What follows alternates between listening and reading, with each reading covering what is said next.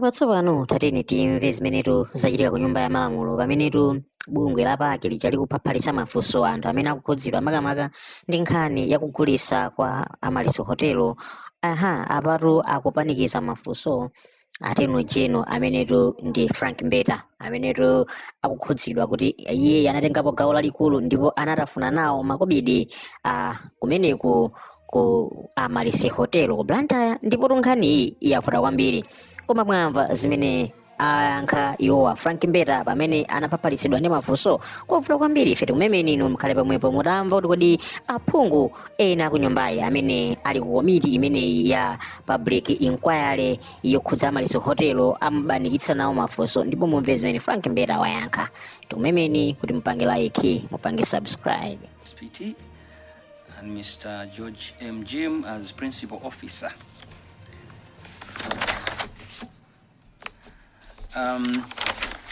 Let me start with action point number 1, which is under paragraph 3. So action 1 says the fund was notified that soon it will be invited for the PSC's meeting to present the overview, so the fund must be ready. Action 2, the fund was advised to reach out to the SPC on the challenges the fund indicated, which included the delayed remittances, data disparities, the issue of past service liabilities, and non-submission of beneficiary nomination forms. Under 4, which was governance of the fund, action number 1, OPC suggested that a person from the OPC should be a trustee for easy flow of information of the fund's developments to the SPC. It was mentioned that DHRMD, which is a department under OPC, is represented. Action 2, OPC advised that the replacement of Trustee Kahaki Jere, who was from the Ministry of Justice, should be through the OPC so they can play a role in scouting the replacement. And item number 5, which is status of investment of the fund. Action 1, the OPC instructed the fund to move with speed in concluding the Amaris transaction before the end of March 2024.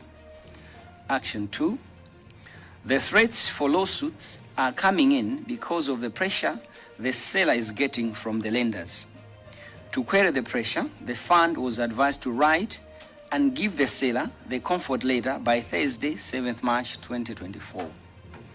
Action 3, the fund to submit a workable action plan by Friday, 8th March 2024 to the OPC for their ease of follow-up.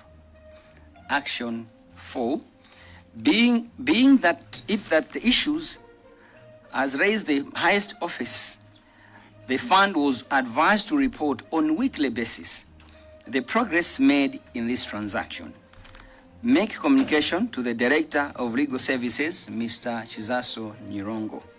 Action 5, the fund to engage the next investment manager on the Amaris completion by 8th March 2024. Under conclusion and way forward, I think there's what they labeled as action plan for the critical issues, 6th March 2024. Number 1, communication on the replacement of the trustee that left to replace with OPC nominee. The status, communication that was sent to be addressed to the OPC. 2, conclusion of Amalis transaction with March, timelines 1 month, and the status, the issue requires board decision. 3, submission of comfort letter to the seller, timelines 3 days. 4, fund to submit the action plan to OPC on 8th March 2024, timelines 5 days. 5, resuscitating the engagement with the next investment manager on Amaris within a month. I suppose, Chair, that's what I could read from this report, and perhaps just to also emphasize that I have not, in my time in office of the Attorney General, I have not come across any documentation that shows that the Office of the Attorney General was involved in the purchase of Sigerege Hotel. Thank you. Katabe Central, are you okay? Very much, Chair. Perhaps the last question would be, there is a mention there of weekly reports to OPC since the matters have reached the highest office. The one chairing that meeting was the SPC, the Secretary of the President and the Cabinet. And the reports are saying the matters have reached the highest office. Beyond OPC, how do you define the highest office? Thank you, Chair. Thank you so much, our senior Katabe Central. Attorney General, you may take that one. As you take that one, you've also gone through a submission or a recommendation that sale was supposed to be concluded within 1 month. But this sale was concluded on 17th November 2025. In your view, was that directive followed? Over to you, Controlling Officer.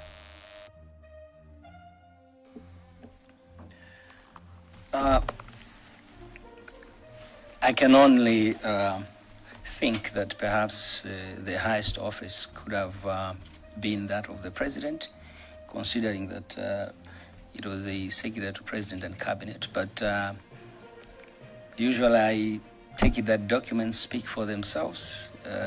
So this is me just thinking, but otherwise the document does not mention the Office of the President. Yes, the document also shows that this transaction had to be concluded within March 2024. And indeed, the sale agreement that I saw was concluded in November 2025. Suffice to say that the only thread that I am able to connect is the fact that those minutes were mandating Mr. Chizaso Nyirongo to be in contact with the fund. And from the minutes, at that time he wasn't a member of the fund. He was Director of Legal at OPC. But at the time of conclusion of the sale agreement, he was the chairperson of the fund. So I'm not sure whether I could say with certainty that that directive was followed to the letter, or maybe it just dragged on to where finally the chairperson of the fund and other trustees concluded the transaction. Thank you so much, AG. Can we go to Lirongwe Chiwamba? Lirongwe Chiwamba, please. Thank you very much, Chair. Allow Lirongwe Chiwamba to ask only 2 questions. AG, you wrote a letter on 28th December 2025. What exactly did you advise the fund? Secondly, AG, were you aware that asset finance managers advised the experts, provided expert advice on the same issue? Thank you. AG, can you take those 2 from Lirongwe Chiwamba? Over to you. Thank you, Honorable Chair and Honorable Member from Lirongwe Chiwamba. My advice to the fund was simple and straightforward. Attend to all the prudential risks. Review them. Find mitigating as well as management, ways of managing those issues. And this is coming from a background that transactions do normally carry risks. But that's where those making decisions must look into those risks and see whether they are mitigatable or manageable. and take a decision. So that's what I did advise the fund. And of course, only to proceed with the transaction if they are satisfied that they've addressed those prudential issues.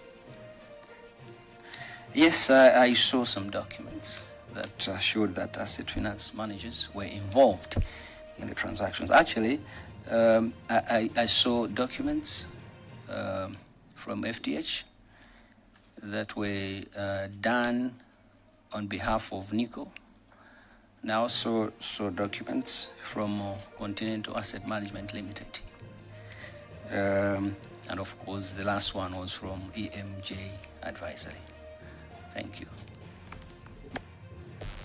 Thank you so much, Attorney General. Can we go to Blantyre Chilomoni? Thank you so much, Chair. Permission to interrogate the AG for about 5 minutes. Since we already said the precedents, and I've always been giving you such a request, and it has always been granted. So permission granted. AG, what will happen? I'll not interrupt. All I'll do, I'll give to Blantyre Chilomoni Nancholi Kabula constituency. As soon as he switches off his mic, then you can switch on your mic. Immediately you're done, kindly switch off your mic. Then Blantyre Chilomoni Kabula Nancholi will come in and will proceed in that way. Over to you, Blantyre Chilomoni.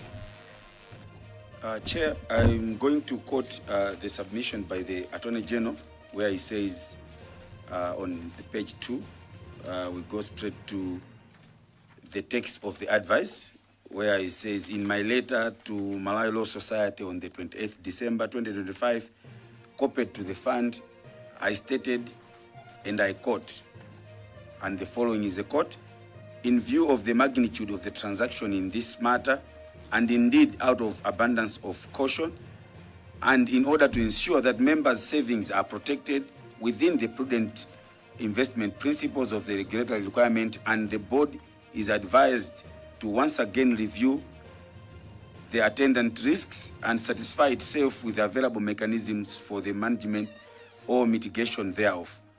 Once this is done, the board is advised to proceed and conclude the transaction in the best interest of the fund and its members.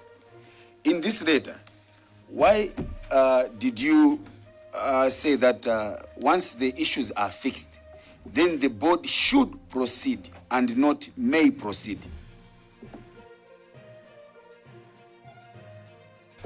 Thank you, Chair, and thank you, Honorable Blantyre Chilomoni. To begin with, the fund is founded on a trust deed, and that trust deed vests the power to invest in the trustees, and actually they have absolute discretion. So I was mindful that already the power to proceed or not to proceed is in their hands. So I needed not appear as if I'm restricting them on the powers that they have been granted absolutely by the trust deed. That is the reason why I was merely giving them the very thing that they already have. Thank you.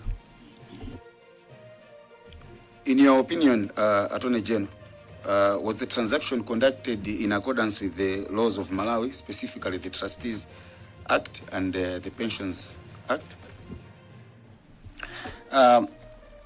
Through the Chair and Honourable Member, the compliance with, say, the Pensions Act, the regulatory framework, including directives from the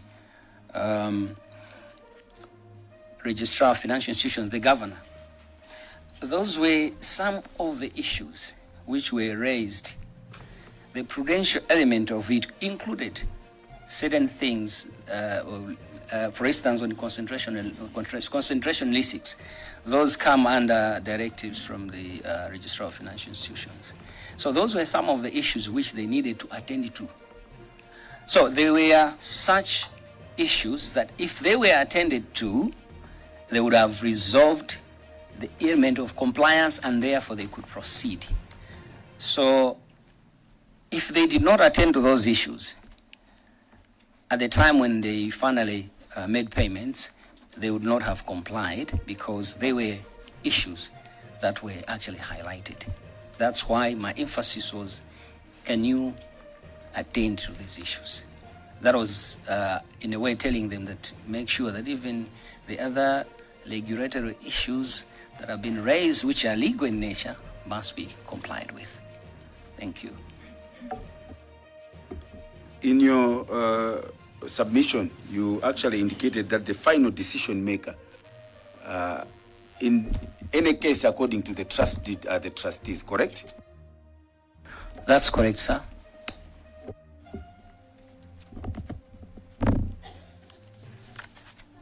Why do you think, in your opinion, therefore, that there was political interference between March 2024 and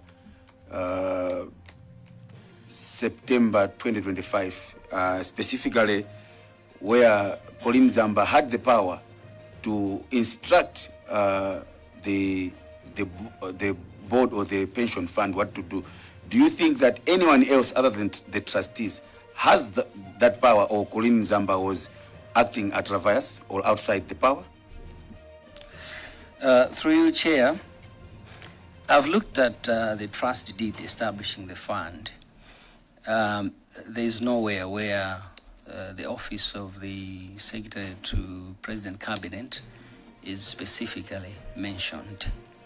So again, if I were to look at whether she had powers, maybe to give directions like she did, at the very least I would say that's not founded in the trust deed. Those powers are not granted to her. And like I've already said, the powers are vested in the trustees. And they have actually been given absolute discretion to decide on what to invest in. Thank you. In your submission, you explained that you toed the same line with the Anti-Corruption Bureau in coming up with your opinion, because the Anti-Corruption Bureau never found any corrupt activities in the process. Do you think that basing your opinion on the Anti-Corruption Bureau in this case was the best decision you could do as the Attorney General? And I'm asking this because assuming that the Anti-Corruption Bureau has missed something, don't you think that then, in that case, your decision will also be compromised because you have based your decision on some other office and not your own independent decision? Through you, Chair, to begin with, the office of the Attorney General is not an interrogator, it's not an investigator. So that's the reason why when I received that complaint from the Malawi Society, I referred it to the Anti-Corruption Bureau because they have the capacity to investigate matters to do with corruption or fraud. So there is a presumption of legality that when one thing moves from one properly established office to another, unless something clearly appears to be wrong, you can't just assume that they haven't done the right thing. So the office that's mandated to deal with matters of corruption in Malawi is that of the Anti-Corruption Bureau. So I trusted in their opinion because they are the ones that have got the capacity to investigate. So in my view, remember I said as a legal advisor, you base on facts presented to you. You don't create your own facts. So the fact remains that in their report, the Anti-Corruption Bureau clearly indicated that they did not find any evidence that suggested that there was corruption.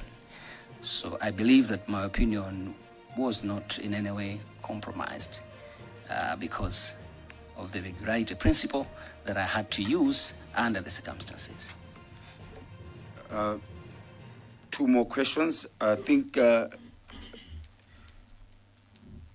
are holding an office, but you are also a human being and an individual, such that most of the times it's also good to go beyond just the office. As an individual, Mr. Frank Mbeta, the value of the hotel from 30 billion to 47 billion, then to 128 billion, then to 145 billion. You didn't smell any collusion, any corruption in this change of price within 1 year as an individual, not as the Attorney General. Chair, I'll be quite reluctant to answer, but nevertheless I'll take it because I did undertake this exercise in my official capacity. However, the movement in the prices, I did actually, yes, say there's significant movement, but in my letter to the Law Society, I said it will be difficult for me to fault the pricing because that pricing was done by experts that do the pricing.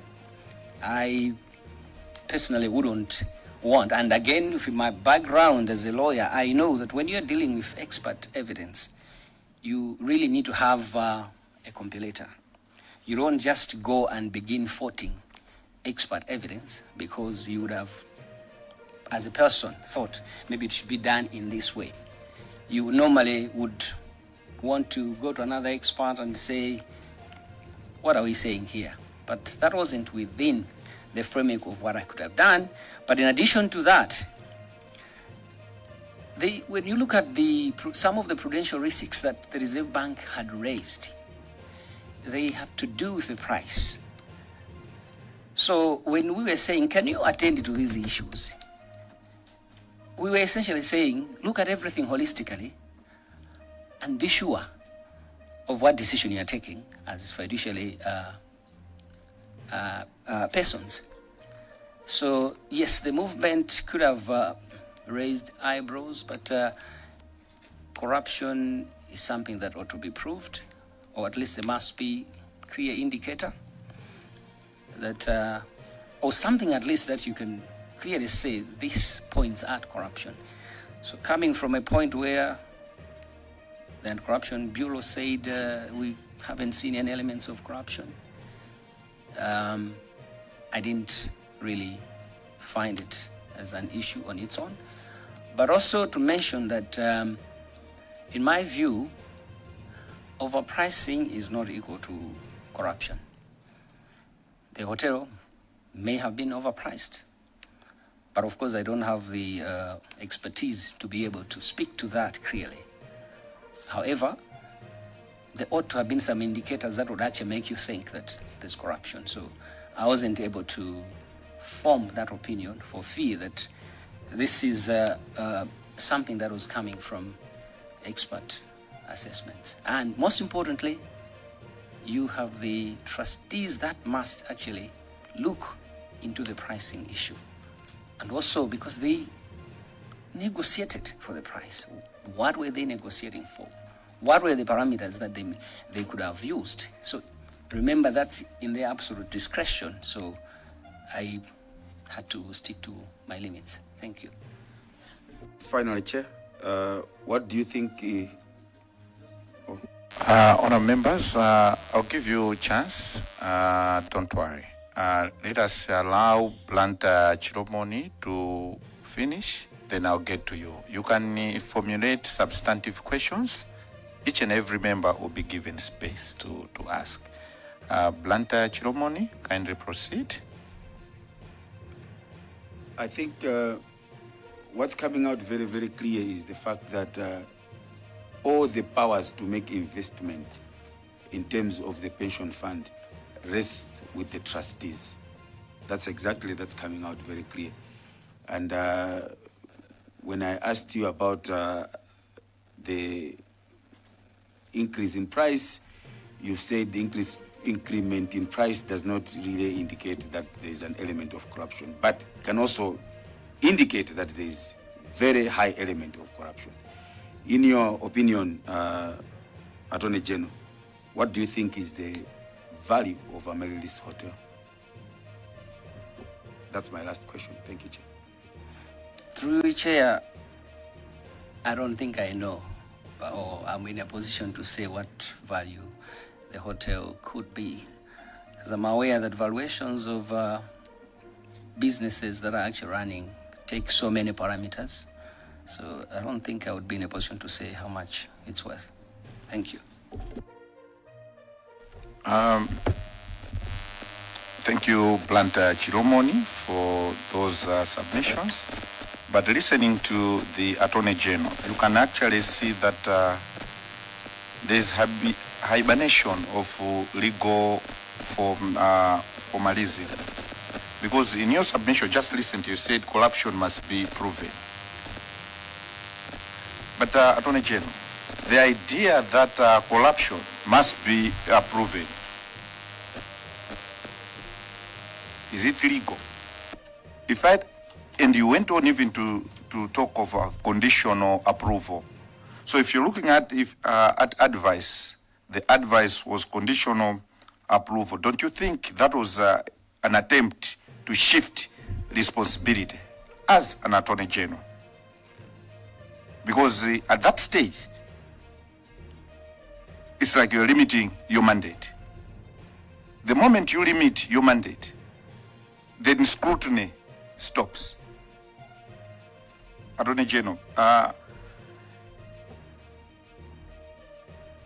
is it your position that a transaction is legally sound so long as no evidence of corruption has been detected or established?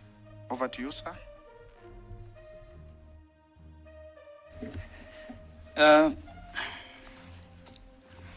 Yes, I will not divorce myself from the lawyer in me. Corruption, there must be indicators, there must be some pointers which, when investigated, will point at or prove that there was corruption. It is what it is, just like another offense. Conditional approval, like I said, I was not approving the transaction.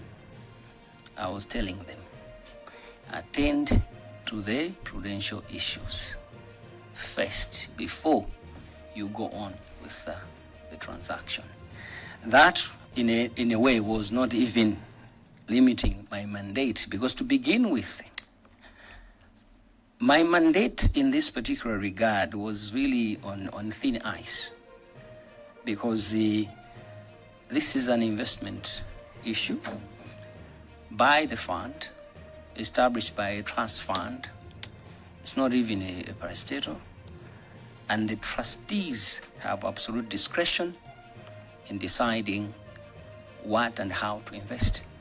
So I was not limiting my mandate, but I was merely pointing out to them and emphasizing what had already been pointed to them by the Reserve Bank of Malawi, that there are these issues which they must attend to. I hope I have answered your question, Chair. Thank you, AG. Your advice centered around risks being addressed, that there are these potential risks. Can you address them on this? Those conditions, do you think at the end of the day, were they addressed, that as AG, having highlighted those risks, when you noted that the agreement had been signed and payments have been made against what you had advised, do you feel that at that stage when the payments or the agreement was reached, they had addressed to what you had noted as gaps within what the submission that you got as AG? Over to you, AG. Thank you, Chair. It needs to be appreciated that by the time this issue is coming to my office, a sale agreement which on the face of it looked to be a valid agreement, had already been signed. But nevertheless, I was mindful that people do actually go through what they've already signed and realize that certain things could be done differently depending on how the agreement has been drafted. So the difficulty there is that it would have been a different scenario if they had come to this issue had come to my office before they signed, but they had already signed. So there was already a valid agreement between the parties. So when it comes to the addressing of the issues, like I've already indicated, the fund did submit a dossier of documents regarding how they have addressed the issues. However, like I already said again, I was mindful that even if they were to submit those things to my office, the right authority to go through those representations and form an opinion whether they have addressed each and every one of the receipts adequately is the governor of the Reserve Bank, because that's the regulator and also with the capacity. That's why in my presentation I said I hope and believe that the regulator has already gone through or will go through those documents to see if those issues were fully addressed. Now, I'm not in a position to know whether by the time that payments were being made and all, this dossier was already given to the regulator, and whether the regulator had already gone through them and taken a position on those issues. Thank you. Chakwera West. Thank you very much, Chair, and thank you very much, Attorney General, for your presentation, well detailed. The ACB appeared before this committee, and they informed this committee that during their investigations, they didn't find anything about corruption, and also something about the abuse of office. The DG went on to say that notwithstanding, it noted some serious risks and referred these issues to you. Maybe for the benefit of the committee, what did you do when you noted those risks? Secondly, you have mentioned that you received a dossier from the fund which contained documents explaining how the fund was dealt with the attendant risks. For the benefit of the committee, maybe when did you receive the dossier? Thank you very much, Chair. Thank you so much. Attorney General, you may take those from Chakwera West.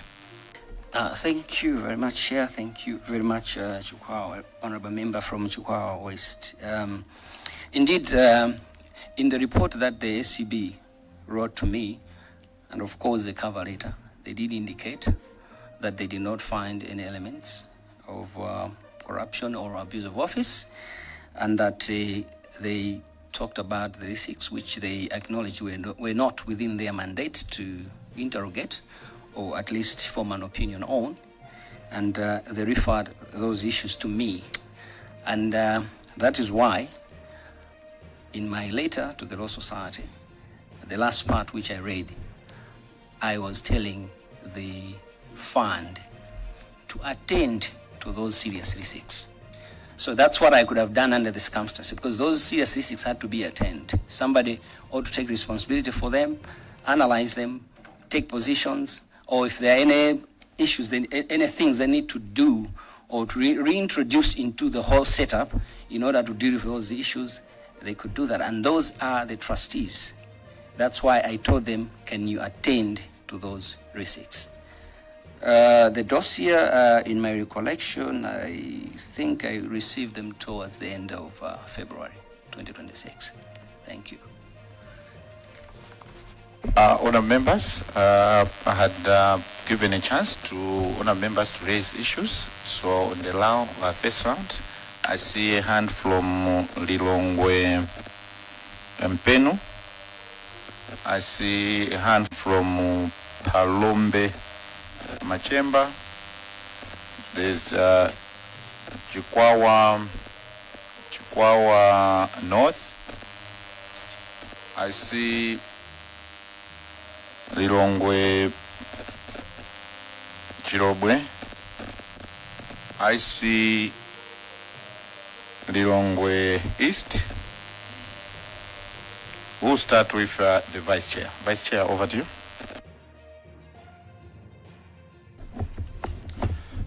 Thank you very much, Chair. Good afternoon, AG. Honorable. Thank you, Madam Chair, for giving the people of Machingali Kwenu to ask the AG one or two questions. AG, given the allegations of a suspicious transaction and an exorbitant price stated by questionable valuation from an unregistered company linked to self-proclaimed experts, how do you respond to accusations of deliberately ignoring potential wrongdoing in the hotel sale? 2, what specific measures will you take to investigate these claims, hold those responsible accountable, and restore public trust? Thank you, Chair.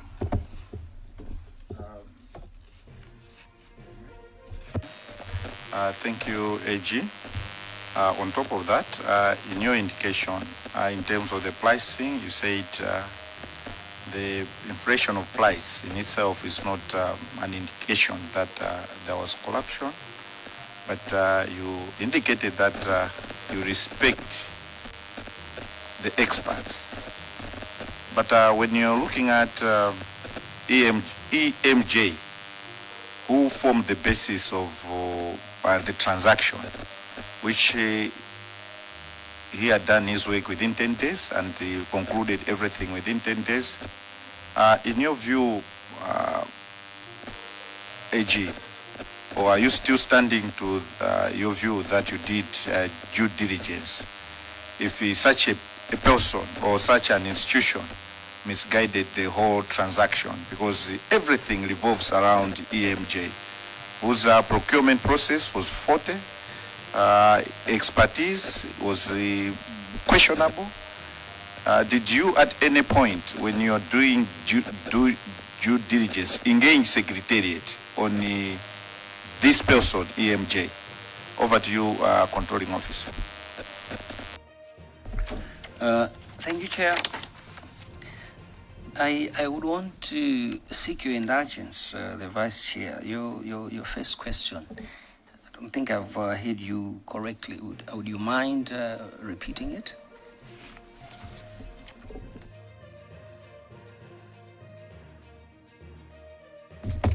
Thank you, Chair. Given the allegations of a suspicious transaction and an exorbitant price stated by a questionable valuation from an unregistered company linked to self-proclaimed experts, how do you respond to accusations of deliberately ignoring potential wrongdoing in the hotel sale? Thank you. Bana Eji, over to you. So, okay, the part I wanted to understand in that question is the accusation of deliberately ignoring potential wrongdoing. Whose accusations? Towards who? Because so that I am clear in responding.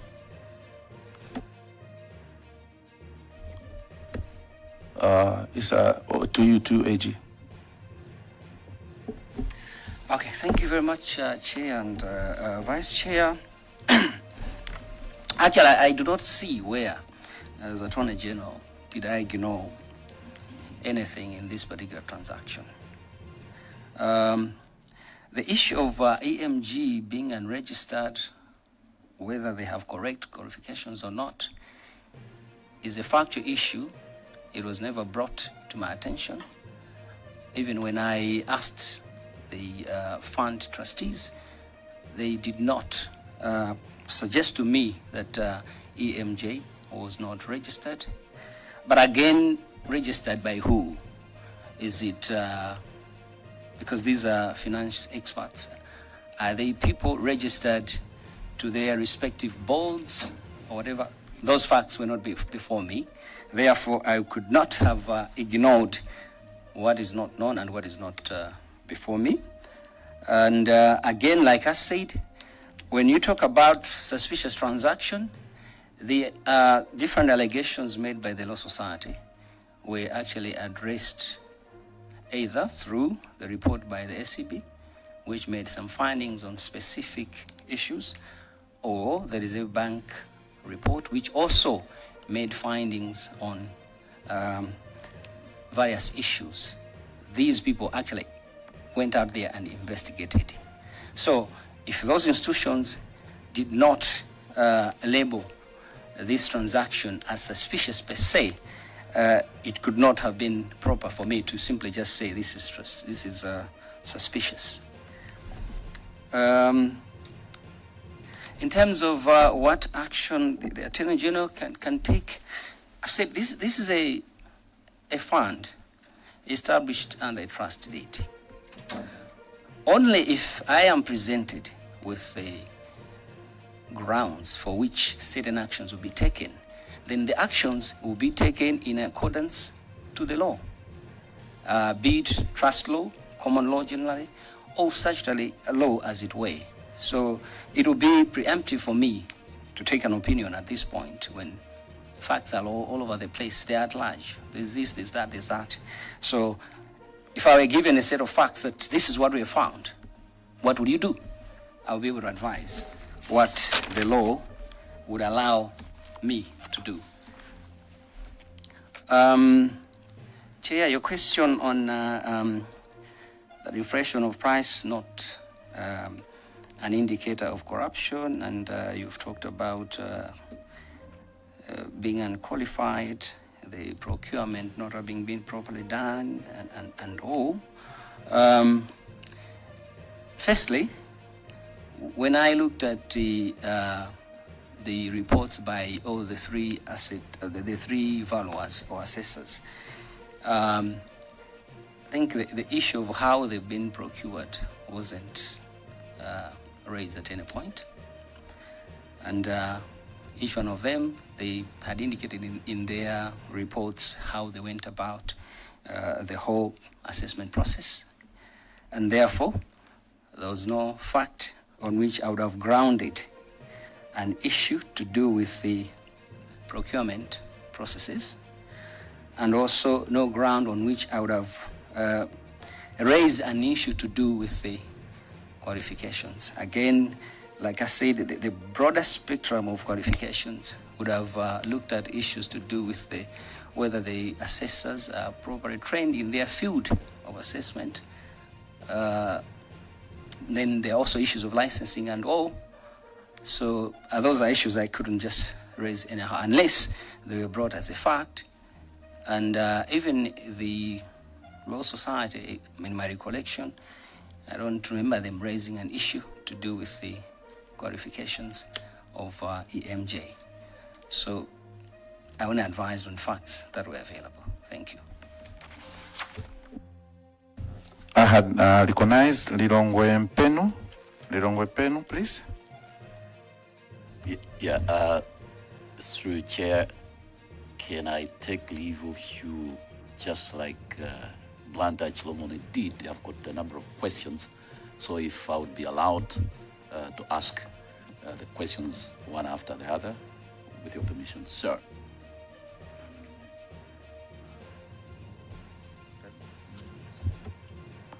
Lirongwe Mpenu, you will be given that chance because it has been the practice. So, Attorney General, Lirongwe Mpenu, how many minutes? 3 to 5 minutes. 5 minutes. Okay, you get those 5 minutes. Attorney General will proceed like the way we proceeded with the Blanta Chiromoni Kabula Nancholi constituency. Over to you, Little Mbeta. Thank you, Chair. Honorable Attorney General, let me begin by saying I do appreciate the fact that your office deals with matters of legal opinion on questions of law as they apply to facts. You cannot cook facts. Facts speak for themselves. In accounting, there is what we call creative accounting, in which the reporter takes advantage of loopholes in financial regulations to inflate profits, deflate expenses, and hide liabilities, for example. So a transaction would be given a face of legality, but then it doesn't address matters of ethics and morality. Looking at what has happened in this whole transaction and through our interface with different stakeholders, Reserve Bank, for example, it transpired that EMJ is not a registered business follower. And according to the central bank, an entity is not registered as a business follower. When they're registering, they register individual, physical beings as business followers. So when you look at the whole transaction, the trustees and what transpired, do you at this point, for example, regret that you relied on what would be called professional advice from EMJ advisory, for example, having gathered these facts at this point? And again, it has transpired that let me connect. In your paragraph on due diligence, you failed to mention Nico asset managers. I don't know whether that was by design or by default, because the Nico asset managers specifically advised against this transaction. So my question at this point is, do you regret having given advice, legal advice, based on EMJ, who it happens is not registered? And then there were other advisors who specifically advised against the sale. Maybe you can take that question, Chair. Thank you, Chair. Regrets on relying on EMJ reports. I think that's a question that probably the right people that should have answered it are the trustees, because they are the ones that place reliance on that valuation. I was not in a position to place reliance on that, but I recognize the fact that they had engaged a business valuer, just as they had engaged other valuers before. So that regret, or perhaps a question of whether there'll be regrets or not, I'm sure the trustees would be in a better position, because they are the ones that made the decision at the end of the day. The issue of not mentioning Nico asset, you notice that I've mentioned the FTH. Remember that Nico asset, from what I gathered, they did not do the evaluation of the business themselves. They engaged FTH. So if you were to look at a report, you will not be looking at a report, at least what I was presented with, you will not be looking at a report that is done by Nico asset per se. it's a report done by FTH on behalf of Nico Asset. So I was mindful that if we are looking at what business report, valuation report was made available, I did not see one that was done by Nico Asset. It is FTH that did the valuation, at least from the facts that I gathered. So again, those are the facts that I had. Chair, in your response to the Malawi Law Society, it appears it was cut and paste from the letter written to you by the Acting Director General of the Anti-Corruption Bureau. Yet, as an office, you had the latitude to conduct your own due diligence to ensure that your response to the Malawi Law Society, for example, was your own and not necessarily that of the ACBs. And Chair, that question also builds on the fact that it has transpired that the ACB now acknowledges that through these interfaces, certain facts that they didn't have emerged. As a result, they have reopened investigation.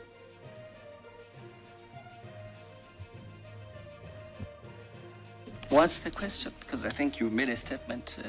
The question is? I asked a question that your office could have conducted your own due diligence to ensure originality of your response to the Malawi Law Society instead of depending on the response to you by the ACB. Thank you, Chair. Maybe, AG, before you take that one, just to supplement on what has touched on, that the ACB has reopened the case, and at the same time, the Reserve Bank, which is a regulator, has actually withheld the funds. As we're speaking, we're looking at about 72 billion. With the guidance that you got about the whole transaction vis-a-vis the pricing that it was higher, do you still stand to your earlier position that the transaction was not was okay? There were no corrupt elements. Now that you have new information that even the Reserve Bank has ended up quarantining and actually freezing some of the accounts in relation to the same. Over to you, controlling officer.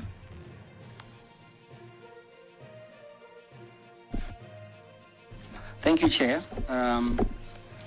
Honorable member from Lero Mpenu, I take it when you say that we could have conducted our own due diligence, you essentially are talking about our own investigations. Is that the context in which you are asking that question? Not necessarily your own investigation, but having been presented with the facts, you needed to dig deeper than just relying on the submission from the Office of the Anti-Corruption Bureau in your response to the Malawi Law Society. That's the context. In my letter to the Law Society, you will notice that I did indicate that I also did my own investigations. So what I found mirrored what the ACB found, because remember that the people that were being interrogated are more or less the same people, and the same findings were repeated in the report by the Reserve Bank Governor. Again, it's because we were all questioning the same people. They gave the same answers. So, to emphasize that I did investigate, and the answers given at that point were more or less the same as those that ACB brought, more or less as those that were found in the report by the Reserve Bank of Malawi. So it wasn't really about cut and paste. The facts played out in that fashion. So I couldn't have presented facts any different when they just played out in the manner they did. Officer, can you switch off your mic? When you're looking at the facts that they were similar, did you go through the submission by Malawi Law Society, where it actually raises concerns that the EMJ was a collusion in their view? If you go through the Malawi Law Society submission, it actually indicates those things. So when you're looking at EMG, in your, if it was similar, whatever, because you're engaging probably the same individuals, in that report, did you find, in your view, that the EMJ was an expert? And as you're talking of those findings, did you manage to refresh yourself in terms of the period EMJ took to arrive at providing such an independent expert submission? Over to you, AG. Okay, the issue of EMJ being a collusion, I think that's an allegation that at the material time when the Law Society wrote to me, they didn't talk about collusion. So I wouldn't have imagined that an assessor that would actually be contracted to assess such a business, a huge business, as it turned out, it would have been collusion, unless if they had raised it, because the things that they did raise, they were attended to. So the collusion part is probably, that's what maybe they presented in their submissions here. But if you're in my shoes at the time when I was giving my opinion, you would appreciate that I couldn't just pluck this from somewhere. There wasn't such an issue. Yes, I'm aware the RBM has frozen the funds. The SCB has reopened the investigations. But perhaps just to be sure, at this point, do we have anything that already points at that elements of corruption have been established? Or we are still waiting for those investigations? Chair, I just wanted to be clear in the question in which, in the manner in which this question came through on the issue of corrupt elements. Basically, you're looking at the Reserve Bank rescinding the decision, or still towing along what they had advised, that this transaction was not supposed to proceed because there were elements which pointed to corrupt acts, to the extent that having noted that they had advised, but the board proceeded with a sale agreement. In fact, your office actually advised on not to, unless few other things were handled. But the fund proceeded to actually sign a sale agreement where even Malawi Law Society had raised issues of conflict of interest with EMJ and the owner of the hotel. All those things are contained in the submission that Malawi Law Society gave to Parliament. So I thought you are aware of some of those things and elements. The more reason I wanted to find out from you that having had that the regulator now of financial institutions has quarantined some funds, even with the banks which were involved, even other individuals, including the account for Amaris Hotel. Do you still feel that the guidance that you got